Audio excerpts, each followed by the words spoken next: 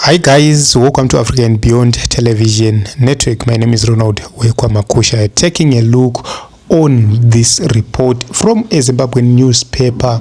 David Coulthard also posted and said the Quislings packs Mwonzora gets a Mercedes and a farm from ZANU-PF.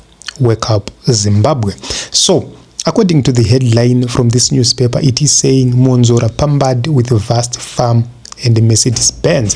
And according to the reports which I have read, it is being reported that Douglas Mwonzora was given a farm, a 400-hectare farm in Nyanga, and that is his home area, as well as a Mercedes-Benz.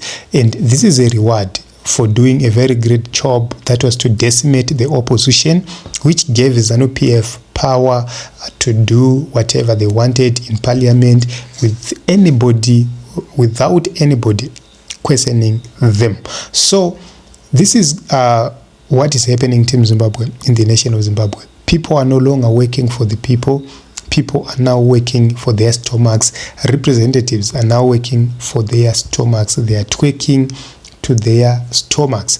And this is a problem we have in the politics of Zimbabwe, where somebody is getting into politics to make money, getting into politics to benefit, getting into politics to feed his own family. That is wrong.